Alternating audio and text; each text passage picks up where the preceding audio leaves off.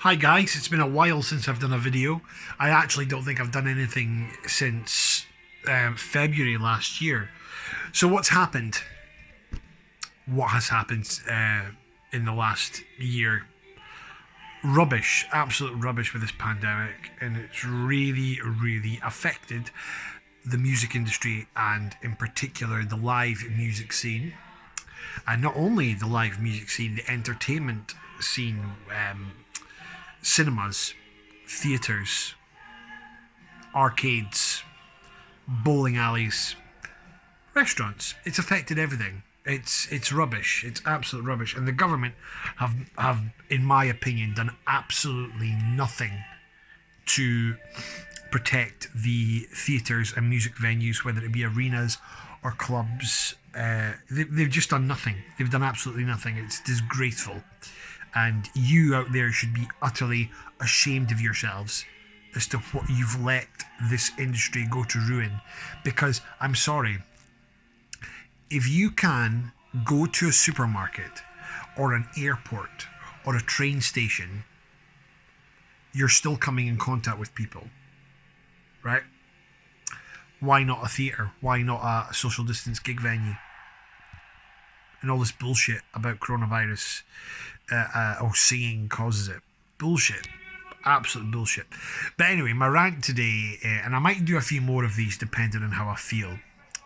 My rant today is about how much we miss live gigs. Okay? I'm sure a lot of you in 2020 had many gigs planned, including myself. Myself and my girlfriend were going to go to the O2 Arena in London for Queen and Adam Lambert. A must for me. I saw them 6 years ago now, in Glasgow, and but they're not even doing Scotland now. They're only playing London and Manchester and Birmingham or something like that. In fact, I think it's only London and Manchester. And well, normally I'd start off this video by saying Happy New Year, but I don't know. We don't know yet. But anyway, I hope you all had a good Christmas, regardless, as good as possible. Back to the gigs. So, Queen and Adam Lambert in London. Deep Purple and with Blue Oyster Cult as a support. What a mighty gig that would have been in Glasgow. Wishbone Ash. I was going to go and see Wishbone Ash in Glasgow as well because they weren't doing Aberdeen this year. Magnum. Very unfortunate, and I'm going to get to the reasons why I was going to the Magnum gig in just a minute. So Magnum in Glasgow. Judas Priest and Ozzy Osbourne. A gig that's been postponed. A gig that was announced in September 2018. It was meant to take place in February 2019, was then postponed to October 2019, was then postponed to February 2020, was then postponed to October 2020, and then COVID hit, and we didn't hear that the tour was cancelled completely. Well, not completely, but we didn't hear it was put off until 2 days before it was due to kick off, which I think is a bit disgraceful from Live Nation. It is now booked for 2022. I mean, let's face it, I'm a huge Black Sabbath fan. Not only with Ozzy, but with the Dio lineup as well. And I've seen Black Sabbath on their farewell tour, but I was going to that gig for Judas Priest. I wasn't really going for Ozzy. I'm not a huge Ozzy solo fan. I don't mind it, but it would have been good to see it. It would have been good to see a farewell, but I got a refund for that because there's no way I was waiting that long. Steve Hackett from Genesis doing the Seconds Out live album all the way through. That would have been fantastic. Did I have any more? Saxon at the Battlelands. Again, Saxon was changed because Saxon were supposed to play the Braehead Arena in Glasgow in last year with Black Star Riders as the opening act. Biff Byford, Saxon's lead singer, had to get heart surgery. So Black Star Riders did a Glasgow gig on their own in a smaller venue. Again, love Black Star Riders. They've came off of doing things under the Thin Lizzy name so well, and I much prefer I preferred Thin Lizzy with the original lineup, and with the lineup that John Sykes and Scott Gorham took on the road. I wasn't too fond of Ricky Warwick singing Thin Lizzy songs, but as Black Star Riders, it works really well in the new material, the original material that they do. So I went to see them on their own, and Saxon were due to come back, but not do Braehead Arena, do the Battlelands, March last year. Was then meant to be August last year, then was changed again. So everything's changed, constant change. I think that's it. Now, and also there were two that there are two gigs this year rather. I keep saying next year. I keep forgetting that we're into 2021 already. That I'm debating about. One is The Who and one is Genesis. I don't know which one to go for, because but hold on, before I touch on that, let's be clear. We all want live music to come back. Live music is a way of escaping all our troubles and just absolutely getting lost in the moment, and loving the joy of seeing and hearing our favourite bands or artists live. Yes, we've got the DVDs, like music DVDs. Yes, we have YouTube, but there's nothing that beats a gig, in my opinion. That's my ultimate blow off in terms of enjoyment, feeling free, feeling complete, going to a gig, whether it's in my hometown of Aberdeen or Glasgow or London or wherever. Sadly, in Aberdeen, they have let a certain couple music venues fall to rack and ruin because promotion here is shite, and no one has bothered to take these empty venues on. This was even before the pandemic. Again, that's another subject for another video that I might do. So what we need to hope is that gigs do come back.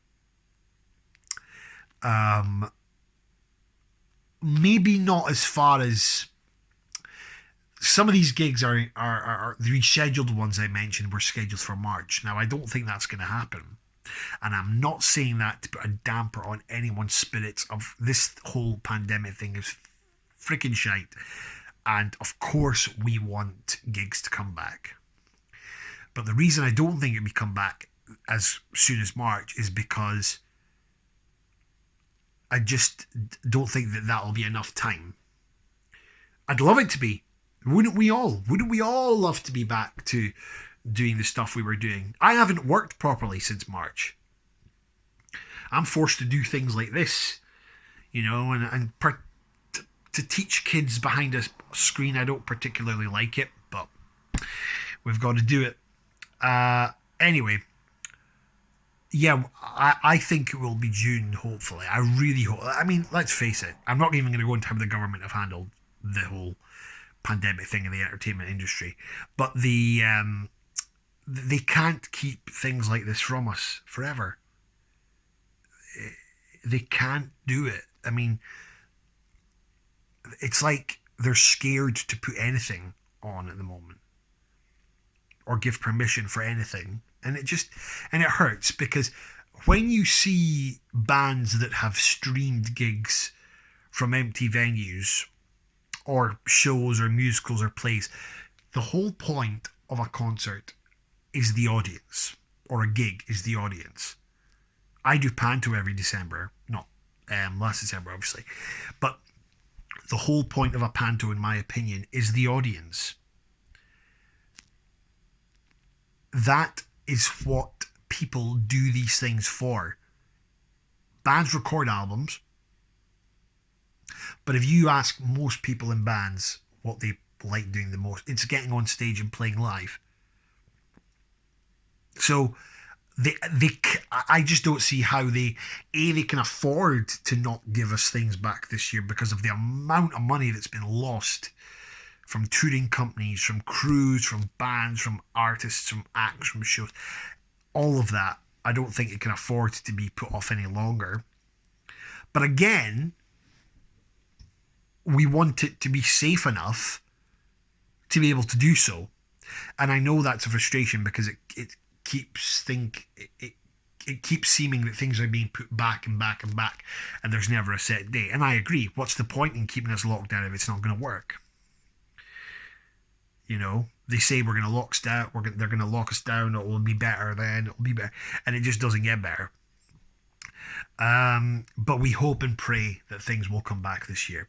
So anyway, the two bands that I want to buy tickets for, but I can't decide. It's going to have to be one or the other. One, and I've never seen them before. One is a band who I've loved since I was a teenager. I've never, had the opportunity to see them live because the dates have never worked out from work, etc. And it just wasn't doable. So the first one is The Who. The second band is Genesis. Who am I a bigger fan of? Forgive the pun. Who am I a bigger fan of the two? I'm going to have to say Genesis. Now, when Genesis announced they were getting back together at the start of 2020, I was gobsmacked. I was absolutely gobsmacked. I thought, no way. Because A, Phil Collins is in quite poor health. B, they've done it already. They did a reunion tour in 2007 of the classic lineup, so to speak, and it was the first time they were on stage together in God knows how many years. And they said that would be it. And it's not just Wembley Stadium and City of Manchester Stadium or whatnot. It's a whole arena tour. Genesis are great musicians and they've got some amazing songs, amazing albums. I mean, I like both eras. I like the Peter Gabriel led era and the Phil Collins led era. Both. Always have done, always will. But I was like, oh God. And when tickets went on sale, they were insanely expensive. And they went like that. And I thought to myself, do I risk paying a lot of money for something that might not be as good? Because they're great musicians. Mike Rutherford and Tony Banks will be amazing, along with Daryl Sturmer. And Phil Son on drums. I feel a bit sorry for Chester Thompson, their drummer on the side since 1976. But I do feel a bit sorry for him that he's been shunted. But they will be great players. But Phil Collins, if you remember, when Phil Collins came back in 2016 to start performing again, he was performing from a chair.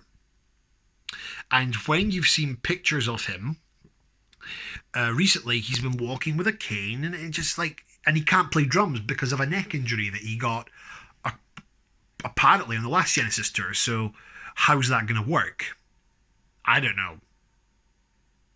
Because I don't want to pay money. I mean, Phil was a drummer first and foremost. His solo stuff is great. I think he's an incredibly talented and gifted guy. I do think he's a great singer as well. A great musician all around, songwriter. But I don't want to see him not playing drums, and I don't want to see him sitting from a chair. So I'm a bit torn there. I'll continue to, because if he was fit enough, and they were playing to the standard that they were on the 2007 DVD When in Rome, that would have been fantastic because they were at the top of their game. Incredible. It's one of the best live concerts visually I've ever seen. But he says he's getting fitter. I don't think it'll happen in March. I think it will be rescheduled again. Will I buy a ticket? We'll see. We'll see. But The Who, on the other hand, now I've never seen The Who. I love The Who, not as much as Genesis, but I really like them. Roger Daltrey is going to be 77 this year.